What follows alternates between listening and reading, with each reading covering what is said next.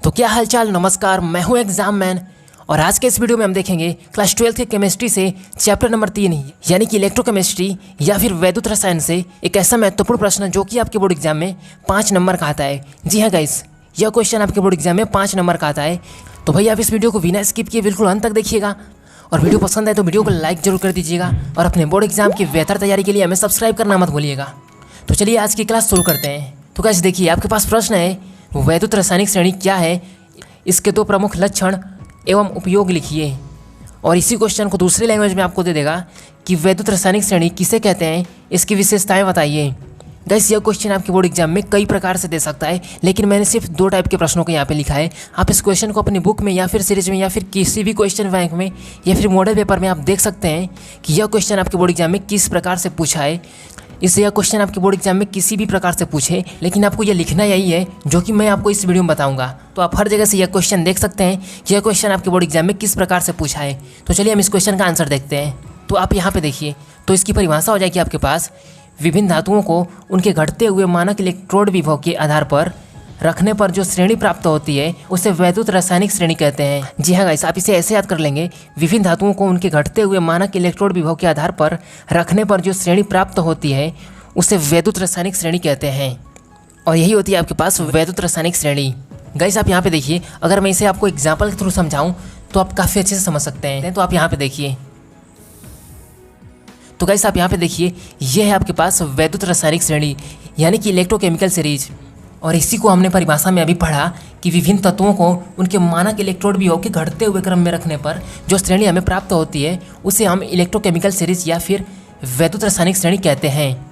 तो गाइस आप यहाँ पे देखिए, इस इलेक्ट्रोकेमिकल सीरीज में या फिर वैद्युत रासायनिक श्रेणी में यह हाइड्रोजन होता है और यहाँ पर मानक इलेक्ट्रोड विभव यानी कि E0 का मान बिल्कुल शून्य होता है, 0.00 वोल्ट होता है। जी हाँ गाइस, यहाँ पे मानक इलेक्ट्रोड विभव का मान 0.00 वोल्ट होता है। और सबसे ऊपर यानी कि लिथियम का मानक इलेक्ट्रोड विभव आपके पास -3.04 वोल्ट होता है, -3.04 वोल्ट होता है। और देखिए गाइस, अगर हम इलेक्ट्रोकेमिकल सीरीज के एकदम नीचे आए तो यहाँ पे F यानी कि फ्लोरीन का मानक इलेक्ट्रोड विभव प्लस 0.285 होता है, 285 वोल्ट होता है। तो गाइस आई होप कि आपको ये समझ में आ गया होगा। तो चलिए हम आगे बढ़ते हैं और इसकी विशेषताएं और उपयोग देख लेते हैं, जिसे लिखने पर ही आपको पूरे अंक मिलेंगे। गाइस आप यहाँ पे देखिए, आगे बढ़ने से पहले मैं इसका संकेत आपको लिख दे रहा हूँ कि E0 का मान होता है आपके पास मानक इलेक्ट्रोड विभव। जी गाइस, ये होता है आपके पास मानक इलेक्ट्रोड विभव। तो चलिए हम आगे बढ़ते हैं। तो गाइस आप यहाँ पे देखिए, हमने वैद्युत रासायनिक श्रेणी का परिभाषा देख लिए। अब इसकी विशेषताएं देख लेते हैं जो कि आपके बोर्ड एग्जाम के लिए काफ़ी महत्वपूर्ण है। तो गाइस आप यहाँ पे ध्यान दीजिए, यहाँ पे आपके पास पहला पॉइंट है, विद्युत रासायनिक श्रेणी में धातुओं या फिर तत्वों की अपचयन क्षमता ऊपर से नीचे की ओर जाने पर घटती जाती है।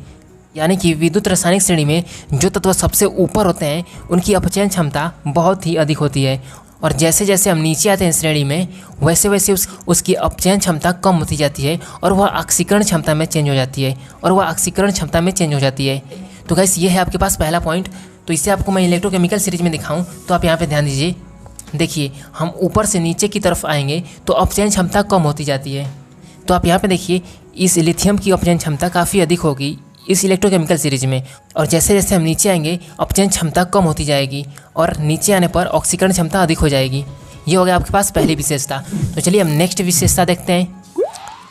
तो गाइस आप यहाँ पे देखिए, दूसरी विशेषता है आपके पास, श्रेणी में ऊपर से नीचे की ओर जाने पर धातुओं या फिर तत्वों का धन विद्युतीय लक्षण कम होता जाता है, व ऋण विद्युतीय लक्षण अधिक हो जाता है।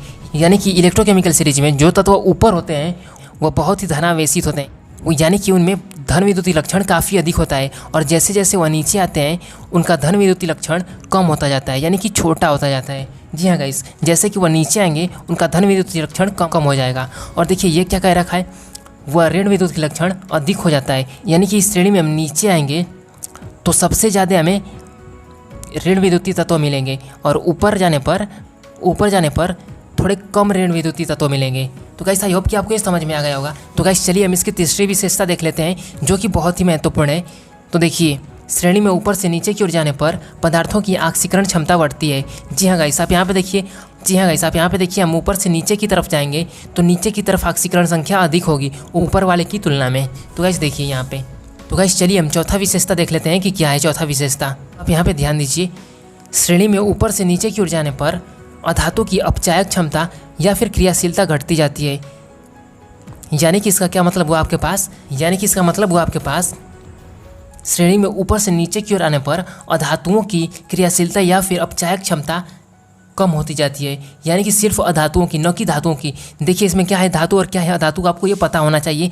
तो लिथियम है आपके पास अधातु और इसमें कई सारी अधातु हैं, जैसे कि मैग्नीशियम है आपके पास धातु और इसमें जितने भी अधातु हैं, अगर इस श्रेणी में हम ऊपर से नीचे की ओर आएँ तो यहाँ पे क्रियाशीलता का क्रम घटता जाता है। तो वही बता रखा है इस चौथी विशेषता में। हैलोजन की क्रियाशीलता का क्रम है आपके पास, ये है आपके पास हैलोजन की क्रियाशीलता का क्रम।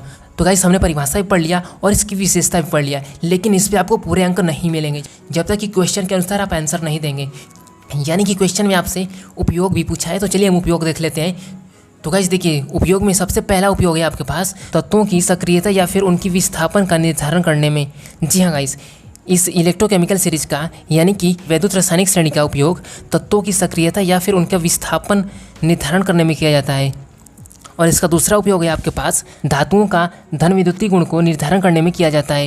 यानी कि इसका मतलब ये हो जाएगा आपके पास कि इलेक्ट्रोकेमिकल सीरीज का उपयोग किसी धातु के धन विद्युतीय गुणों का पहचान करने में किया जाता है। यानी कि कोई धातु है आपके पास और उसमें कितना धन विद्युतीय गुण है वो पता करने के लिए हम इलेक्ट्रोकेमिकल सीरीज या फिर वैद्युत रासायनिक श्रेणी का उपयोग करते हैं। तो गाइस ये है आपके पास आज की मोस्ट इंपॉर्टेंट वीडियो। आप इस वीडियो को बिल्कुल बढ़िया से तैयार कर लीजिएगा और अपने बोर्ड एग्जाम में पेपर फोड़ दीजिएगा।